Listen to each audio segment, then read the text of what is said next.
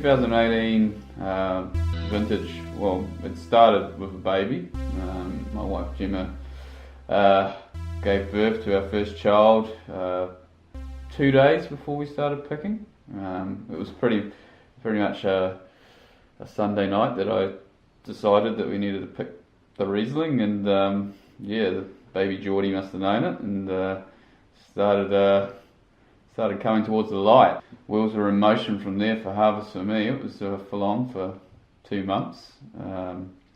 But the growing season was like last year. It was pretty strange, pretty wacky, very different. This year we had a lot of rain. It was sort of a year's worth of rain in the growing season, but that was contradicted strangely by the fact that it was one of the hottest and sunniest years since '98, which was a record breaker. So we had lots of rain at once and then long fine stretches. So we were going into harvest really optimistic about what we were going to get. We started picking with the Riesling, as I said, Hell Block, which was super zesty and real nice acid structure for our medium style. And we picked a bit of Sauvignon as well from our top terrace, and that was real fresh and fruity, just what we wanted. But we did notice early on from the sampling and from those early picks that our acid levels were quite high.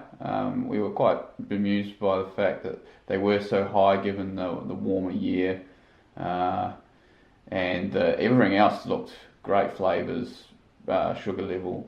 So it took a bit of adjusting the way we were thinking. After those first picks, we sort of just grazed around the vineyard, nibbling at little blocks of clones of Chardonnay that were more advanced, and Chardonnay, we wanted a component that has that fresher acidity. That was about a week and a half that we did that, and then towards the end of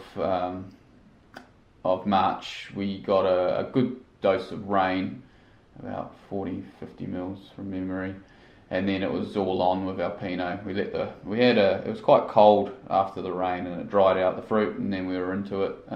We pretty much went through all of our Pinot in about 5 days. We picked through that, and it all came into the winery. We had to work for it in the vineyard this year, and in the winery, but it looked great. Flavours were very punchy and good phenolic ripeness. So we're really happy with that. And then we sort of kept going back between Chardonnay, Riesling, and Sauvignon for the next couple of weeks. And we had really good weather in that gap.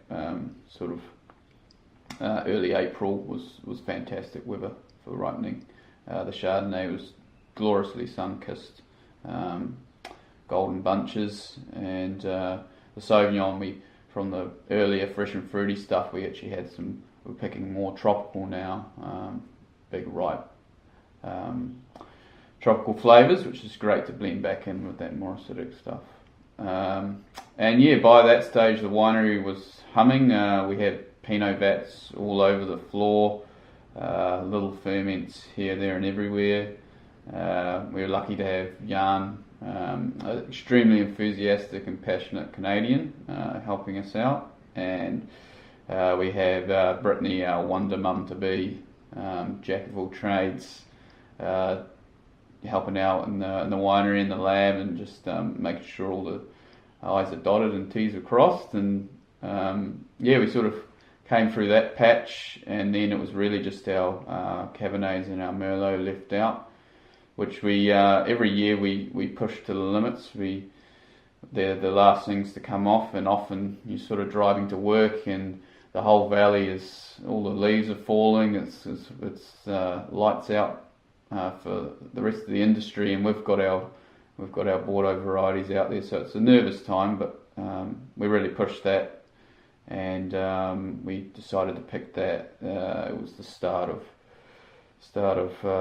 May, so 2nd May I think we picked our Cabernet Franc, and we've been they're still sitting on skins in tank, but they they're intense. They're very, very powerful wines. Tannins are fine and powdery, which everything's really well placed. So it was a season where we had to work hard, really hard, and from the vineyard to the winery. But from the results, it's just sort of installed a real sense of satisfaction from this one. We're all really stoked, and the hard slogs paid off from what we've got in wine and tank and in barrel, and we're excited to see these wines develop and get them into bottle.